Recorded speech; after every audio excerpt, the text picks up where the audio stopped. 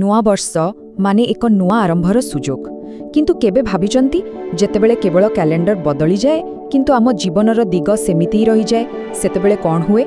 ଆଜି ଆମେ ଏକ ଗଭୀର ପ୍ରଶ୍ନର ସାମ୍ନା କରିବା। କେବଳ ଧାର୍ମିକ କାର୍ଯ୍ୟକ୍ରମରେ ଯୋଗ ଦେବା ଆଉ ଏକ ସକ୍ରିୟ ଉଦ୍ଦେଶ୍ୟମୂଳକ ବିଶ୍ୱାସରେ ବଞ୍ଚିବା ଭିତରେ ପ୍ରକୃତ ଫରକ କ'ଣ? ଆସନ୍ତୁ ଏହି ବିଷୟ ଭିତରକୁ ଯିବା ଆଉ ଏହାକୁ ଭଲ ଭାବରେ ବୁଝିବା। ଦେଖନ୍ତୁ, ପ୍ରତିବର୍ଷ ଆମେ ନୂଆ କ୍ୟାଲେଣ୍ଡର ଲଗାଉ, ନୂଆ ଡାଏରୀ କିଣୁ, କିନ୍ତୁ ଆମ ଜୀବନର ଦିଗ ତାହା ଅଧିକାଂଶ ସମୟରେ ସେହି ପୁରୁଣା ରାସ୍ତାରେ ହିଁ ଚାଲିଥାଏ। ସେହି ପୁରୁଣା ଅଭ୍ୟାସ, ସେହି ପୁରୁଣା ଆରାମଦାୟକ ଜୀବନ ଆଉ ସେହି ପୁରୁଣା ବାହାନା। ତେଣୁ ପ୍ରଶ୍ନଟା ଏଇଠି ଉଠୁଛି, ଆମେ କ'ଣ କେବଳ ଗୋଟିଏ ନୂଆ ବର୍ଷ ପାଇଁ ଆଶା କରିବା ନା ଗୋଟିଏ ନୂଆ ଦିଗ ପାଇଁ ସତରେ ସଂକଳ୍ପ ନେବା? ଆସନ୍ତୁ ଗୋଟେ ଛୋଟ ଉଦାହରଣ ଦେଖିବା। ଭାବନ୍ତୁ ଗୋଟେ ଚକାଚକ ନୂଆ ଦ୍ରୁତଗାମୀ ଟ୍ରେନ୍, କିନ୍ତୁ ଯଦି ସେଇଟା ଭୁଲ ଟ୍ରାକ୍ରେ ଥାଏ ତେବେ ତାର ଗନ୍ତବ୍ୟସ୍ଥଳ କ'ଣ ହେବ? ସେହି ଭୁଲ ଜାଗାରେ ହିଁ ପହଞ୍ଚିବ, ନୁହେଁ କି? ଠିକ୍ ସେମିତି କେବଳ ଚର୍ଚ୍ଚ ଯିବାଟା ଟ୍ରାକ୍ ନୁହେଁ, ପ୍ରକୃତ ଟ୍ରାକ୍ ହେଲା ଯୀଶୁଙ୍କୁ ଅନୁସରଣ କରିବା। ତେଣୁ ଗୁରୁତ୍ୱପୂର୍ଣ୍ଣ କଥା ହେଲା ନୂଆ ବର୍ଷଟା କ୍ୟାଲେଣ୍ଡର ବଦଳାଇବା ପାଇଁ ନୁହେଁ, ବରଂ ନିଜ ଜୀବନର ଦିଗ ବଦଳାଇବା ପାଇଁ। ଏବେ ଆସନ୍ତୁ ଆମ ଆଲୋଚନାର ମୂଳ ବିଷୟ ଉପରକୁ। ଚର୍ଚ୍ଚାରେ କେବଳ ଉପସ୍ଥିତ ରହୁଥିବା ଜଣେ ବ୍ୟକ୍ତି ଆଉ ଯୀଶୁଙ୍କୁ ପ୍ରକୃତରେ ଅନୁସରଣ କରୁଥିବା ଜଣେ ବ୍ୟକ୍ତିଙ୍କ ମଧ୍ୟରେ ଥିବା ପାର୍ଥକ୍ୟ। ଏହା ହେଉଛି ଗୋଟେ ନିଷ୍କ୍ରିୟ ଧର୍ମ ଆଉ ଗୋଟେ ସକ୍ରିୟ ବିଶ୍ୱାସ ଭିତରର ଲଢ଼େଇ। ପ୍ରଥମ କଥା ହେଲା, ଯୀଶୁଙ୍କୁ ଅନୁସରଣ କରିବା କୌଣସି ଗୋଟେ ନିର୍ଦ୍ଦିଷ୍ଟ ସ୍ଥାନ ବିଷୟରେ ନୁହେଁ, ଯେମିତିକି ରବିବାର ଦିନ କିଏ କେଉଁଠି ଅଛି। ନା, ଏହା ହେଉଛି ଏକ ଦିଗ ବିଷୟରେ। ତାଙ୍କ ସାରା ଜୀବନ କେଉଁ ଦିଗକୁ ମୁହାଁଉଛି। ମନେ ପକାନ୍ତୁ, ଯୀଶୁ କେବେ କହିନଥିଲେ ମୋ ସଭାକୁ ଆସ, ସେ କହିଥିଲେ ମୋ ପଛରେ ଆସ। ଆଉ ଦ୍ୱିତୀୟ କଥା ହେଲା, ବିଶ୍ୱାସ କେବଳ ଗୋଟେ ସାପ୍ତାହିକ କାର୍ଯ୍ୟକ୍ରମ ନୁହେଁ, ଏହା ଏକ ଜୀବନଶୈଳୀ। ଯଦି ଆମ ବିଶ୍ୱାସ କେବଳ ରବିବାର ଚର୍ଚ୍ଚ ଚାରିକାନ୍ଥ ଭିତରେ ରହିଯାଉଛି, ତେବେ ତାହା କେବଳ ଗୋଟେ ଇଭେଣ୍ଟ। ପ୍ରକୃତ ଅନୁସରଣର ଅର୍ଥ ହେଲା ଈଶ୍ୱରଙ୍କ ବାକ୍ୟ ଆମ ରବିବାରର ଉପାସନାକୁ ଯେତିକି ପ୍ରଭାବିତ କରେ, ଆମ ସୋମବାର ସକାଳର କାମକୁ ବି ଠିକ୍ ସେତିକି ନିୟନ୍ତ୍ରଣ କରିବା ଉଚିତ। ଏବଂ ତୃତୀୟ ପାର୍ଥକ୍ୟ, ଆଉ ସତ କହିବାକୁ ଗଲେ ଏଇଟା ହୁଏତ ସବୁଠୁ କଷ୍ଟକର। ଯୀଶୁଙ୍କୁ ଅନୁସରଣ କରିବାଟା ଆରାମ ଖୋଜିବା ପାଇଁ ନୁହେଁ, ବରଂ ଏହା ମୂଲ୍ୟ ଦେଇ ଆଜ୍ଞା ପାଳନ କରିବା ବିଷୟରେ। ଏଥିପାଇଁ ବଳିଦାନ ଦରକାର, ସମର୍ପଣ ଦରକାର, କେବଳ ବ୍ୟକ୍ତିଗତ ଲାଭ କିମ୍ବା ସୁବିଧା ନୁହେଁ। ଏସବୁ କଥାର ମୂଳଦୁଆ ହେଉଛି ଲ୍ୟୁକ୍ 9:23 ପଦ।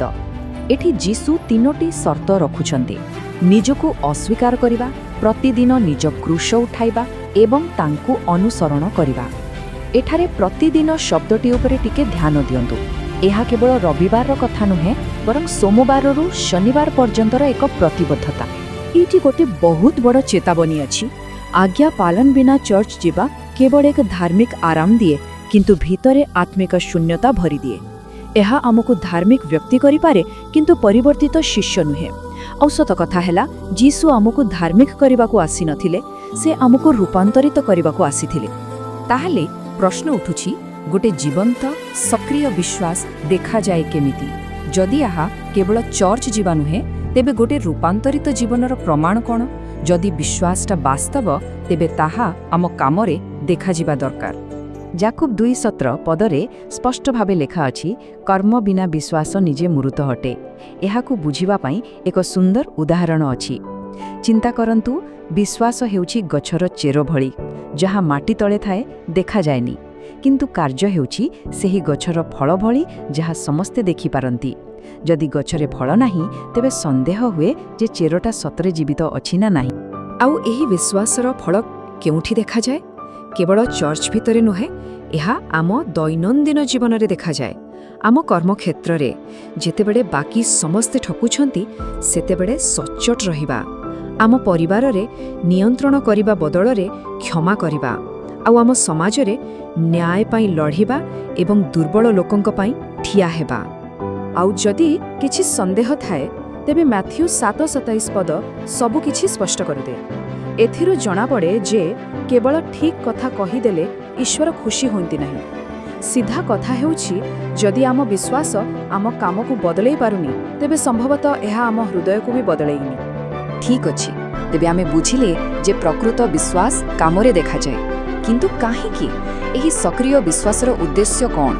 ଉଦ୍ଦେଶ୍ୟ ହେଉଛି ଆମେ ଆଶୀର୍ବାଦ ପାଇଛେ ଅନ୍ୟମାନଙ୍କ ପାଇଁ ଆଶୀର୍ବାଦର କାରଣ ହେବାକୁ। ଏହା ଏକ ଆତ୍ମକେନ୍ଦ୍ରିକ ବିଶ୍ୱାସରୁ ଏକ ଉଦ୍ଦେଶ୍ୟମୂଳକ ମିଶନ ଆଡ଼କୁ ଏକ ପରିବର୍ତ୍ତନ। ଆମର ପ୍ରାର୍ଥନା ଆଉ ଈଶ୍ୱରଙ୍କ ଉଦ୍ଦେଶ୍ୟ ଭିତରେ ଥିବା ଫରକକୁ ଦେଖନ୍ତୁ। ଆମେ ସବୁବେଳେ ପ୍ରାର୍ଥନା କରୁ, ପ୍ରଭୁ ଏ ବର୍ଷ ମୋତେ ଆଶୀର୍ବାଦ କର, କିନ୍ତୁ ଈଶ୍ୱରଙ୍କ ଉଦ୍ଦେଶ୍ୟ ହେଉଛି ମୁଁ ତମକୁ ଆଶୀର୍ବାଦ ଦେଇଛି ଯେମିତି ତୁମେ ଅନ୍ୟମାନଙ୍କ ପାଇଁ ଆଶୀର୍ବାଦର କାରଣ ହେବ। ଏହା କେବଳ ପାଇବାର ମନୋଭାବରୁ ଦେବାର ମନୋଭାବକୁ ଏକ ବଡ଼ ପରିବର୍ତ୍ତନ। ତେବେ ଈଶ୍ୱର ଆମଠୁ ପ୍ରକୃତରେ ଚାହାନ୍ତି କ'ଣ? ମିଖା 6:8 ପଦ ଏହାର ସିଧାସଳଖ ଉତ୍ତର ଦିଏ। ନ୍ୟାୟ ଆଚରଣ କରିବା, ଦୟାକୁ ଭଲ ପାଇବା ଆଉ ନମ୍ର ଭାବରେ ଈଶ୍ୱରଙ୍କ ସହିତ ଚାଲିବା। ଦେଖନ୍ତୁ, ଈଶ୍ୱର ଆମଠୁ ଅଧିକ ଧାର୍ମିକ କାର୍ଯ୍ୟକଳାପ ମାଗୁନାହାନ୍ତି, ବରଂ ଏକ ସଠିକ୍ ଜୀବନଯାପନ ମାଗୁଛନ୍ତି। ଶେଷରେ ଆମ ବିଶ୍ୱାସର ପ୍ରକୃତ ଉଦ୍ଦେଶ୍ୟ ସେତେବେଳେ ପୂରଣ ହୁଏ ଯେତେବେଳେ ଏହା ବାସ୍ତବ ଦୁନିଆର ଦୁଃଖ, କଷ୍ଟ ଏବଂ ଯନ୍ତ୍ରଣାକୁ ସ୍ପର୍ଶ କରେ। ଏହା ହିଁ ତ ଯୀଶୁଙ୍କ ମିଶନ ଥିଲା, ଗରିବ, ନିର୍ଯାତିତ ଏବଂ ଭଗ୍ନ ହୃଦୟ ଲୋକଙ୍କୁ ସାହାଯ୍ୟ କରିବା।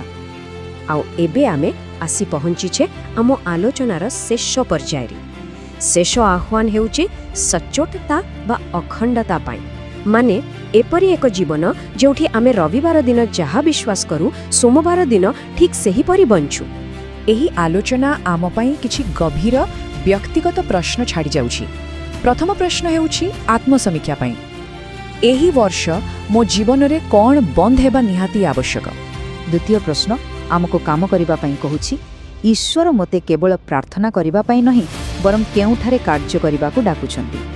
ଆଉ ଶେଷରେ ସବୁଠୁ ଗୁରୁତ୍ୱପୂର୍ଣ୍ଣ ପ୍ରଶ୍ନ, ଯାହା ଆମ ଦୃଷ୍ଟିକୁ ନିଜଠାରୁ ହଟାଇ ଅନ୍ୟମାନଙ୍କ ଆଡ଼କୁ ନେଇଯାଏ, ମୁଁ ଯୀଶୁଙ୍କୁ ଅନୁସରଣ କରିବା ଦ୍ୱାରା କିଏ ଆଶୀର୍ବାଦ ପାଇବ? ଶେଷରେ କେବଳ ଏତିକି କହିବି, ଏହି ବର୍ଷଟା ଆମେ କେତେ ପ୍ରାର୍ଥନା କଲୁ ସେଥିପାଇଁ ନୁହେଁ, ବରଂ କେତେ ବିଶ୍ୱସ୍ତ ଭାବରେ ତାଙ୍କ ପଛରେ ଚାଲିଲୁ ସେଥିପାଇଁ ସ୍ମରଣୀୟ ହେଉ। ଏହା ଏକ ଆହ୍ୱାନ ଯାହା କେବଳ ଶୁଣିବା ପାଇଁ ନୁହେଁ, ବରଂ ବଞ୍ଚିବା ପାଇଁ।